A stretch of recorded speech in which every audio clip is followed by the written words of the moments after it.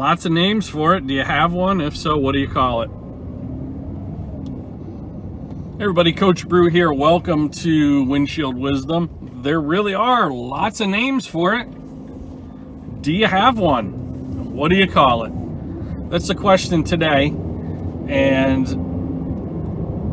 I bring you that question because last night, at the time of this filming, it is July 15th, 2020. And last night, we just finished.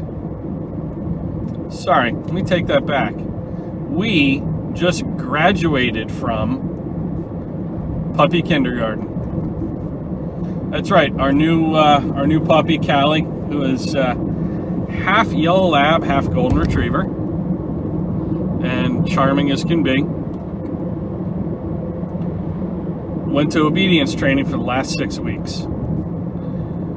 Shout out to Tree Frog Farm Obedience, Dog Obedience School, Liz Langham, North Yarmouth, Maine. Anyway, there's a lesson in here for every business owner when it comes to puppy kindergarten.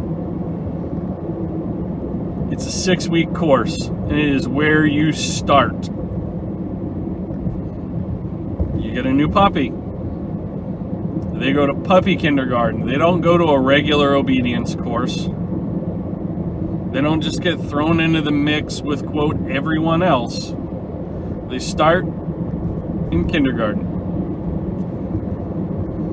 When they graduate 6 weeks later, well, assuming they graduate, I think it was questionable whether Callie was going to graduate or not. She's probably at the bottom of her class. That, I've been told, is the owner's fault, not the dog's fault. So yeah, it's another video for another time. But they start at puppy kindergarten, and when they graduate 6 weeks later, they're offered an opportunity to enroll and continue their education in the next course. That next course being Charm School. It's called Charm School, where you now have a obedient puppy who becomes a charming adolescent dog. Another 6-week course. You don't take Charm School and then go to puppy obedience. If you're bringing an adult dog to her training center, they would start with basic obedience and then go to Charm School. So I think there's a lesson in that for every entrepreneur in this. And people have a lot of different names for this. Do you have one? If so, what's it called? What's it look like? It's a customer ascension program. You know, basically, where's your customer start? Where's the entry point? Where do they go to next? And where do they finish? You see this in a lot of areas, in a lot of different industries, if you will, but you don't necessarily see that same clear path in business. I think in smart businesses you do, but in many businesses you do not. So this customer journey, customer ascension program, whatever you want to call it, take a look at the military. You don't start out as a colonel. You don't even start out as a sergeant. You start out as a private. You're assigned a entry-level rank, and through your professional journey, you have the opportunity to advance and work your way up. Private, corporal, lieutenant, captain, lieutenant, however the order goes. You catch my drift. You also see this in the martial arts. Everyone, regardless of talent, athleticism, intellect, life experience, regardless of whatever, previous training in another discipline, when you start a particular branch or discipline of martial arts, say it's karate, you're a white belt. No matter what, you start out as a white belt and you have to work your way up from there. White, orange, purple, green, however it goes. There's a very clear and definitive starting point and a very clear and definitive next step in the journey. However, oftentimes we don't have that very clear entry point in business for our customers, our customer journey, and they're uncertain about a next step. Now, what was impressive to me, because I look at just about everything through the lens of entrepreneurship, business, marketing especially, was at the end of class last night, puppy kindergarten, while the puppies had an opportunity, to romp and play off leash,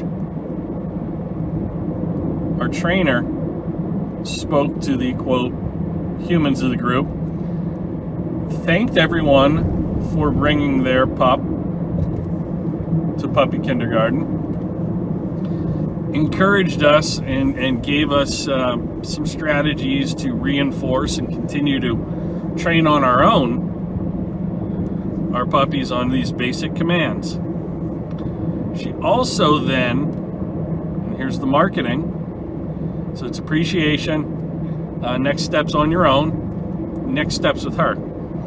She also explained that Charm School was the next step if you would like to continue to participate in obedience training at Tree Frog Farm,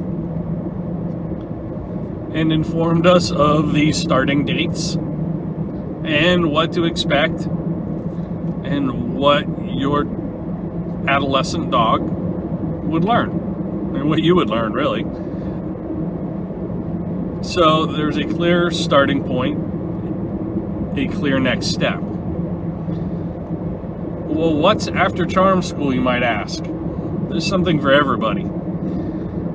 After Charm School, this is the Customer Ascension program at Tree Frog, there is Canine Good Citizen class. So our older dog, I say older, he's not old, he's 4, Quincy, did puppy kindergarten. He then graduated with honors, I might add,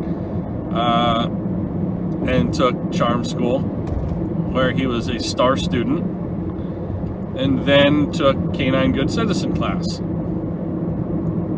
where he continued to excel. So basically, our Black Lab has a bachelor's, a master's, and a PhD in being a dog.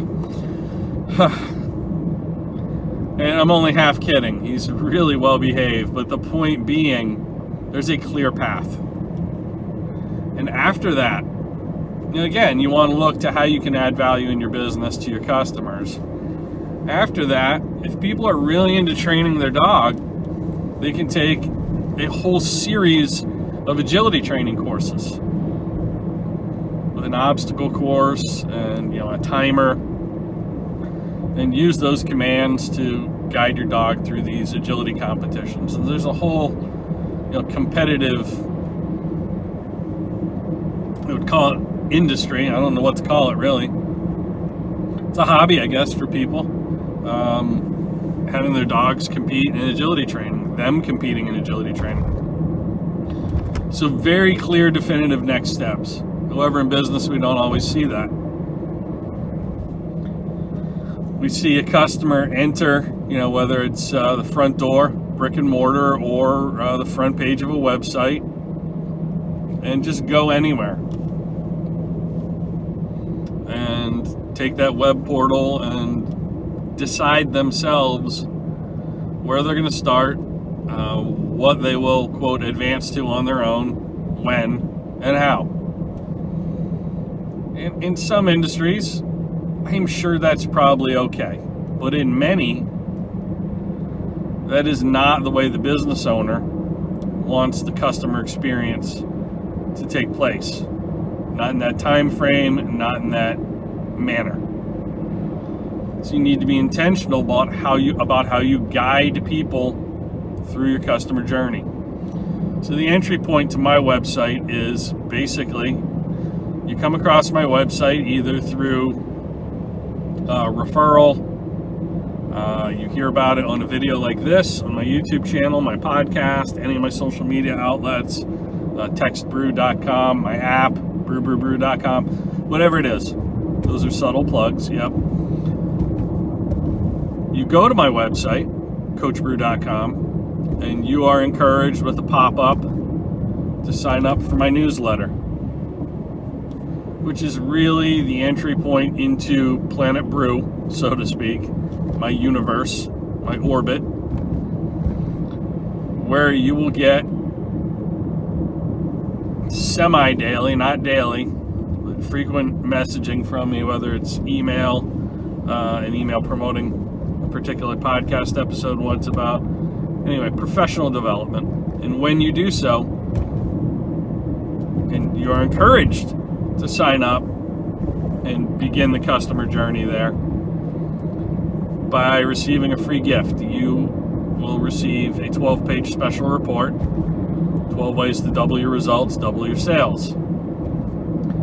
That particular opt-in offer is by design. It's not, hey, let's just throw this in here, I have this laying around. It is a sample issue of the premium newsletter members of my membership community receive every month for $99 a month. They also receive the ability to call me and ask questions once a month, Friday afternoons, and a monthly video chat where I teach a training, bring on a guest expert. It's a community. So they're given essentially a free sample, the newcomers to my website, of what it's like to be in my inner circle. Now, spinning off of that, next step in the customer journey is executive coaching. There's a clear path. You get an opt-in, a free sample that may make you want to become a member of my inner circle, yesterdaysunderdog.com, or maybe, as opposed to being involved in a group online community, you would prefer, and this is kind of the fork in the road on the customer journey, you would prefer individual one-on-one executive coaching. That's the entry point and clear path for people in the beginning stages of working with me and my business. What is the entry point and clear path for you with your business? Ideally, where do you want people to land? How do you want them to progress with your business? You see it a lot in the fitness industry. You know, there's a beginner course, an intermediate, and an advanced. Typically, you need to go through, or already have a solid foundation in place, go through the beginner course. It's like a group exercise program in order to advance to whatever's next in the sequence. Beginner, intermediate, advanced. Yeah, I used advanced twice. It was a little confusing. Graduate might be a better term. Graduate from one level of training to another. I have a group accountability program for CEOs. That's advanced training after you've been through one-on-one executive coaching. And you don't need that individual accountability with good old Coach Brew every single week or every single month. You prefer peer effect and the synergy that takes place with a group of like-minded professionals.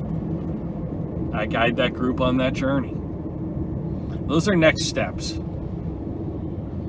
So I want you to take this and consider, how are you going to create an entry point and levels, you know, bachelor's, master's, PhD, as it was with my dog's obedience training school. And maybe it's rank, you know, colored belts, Six Sigma program, Lean Six Sigma has different colored belts that you earn. They borrowed a page from that martial arts playbook. This is the Casco Bay that we are overlooking right here. So how can you borrow a page from one of those playbooks and take out the confusion for your customers, for your prospects? Because there's one thing that will always hold true: a confused mind never buys. If someone doesn't know where to start with you,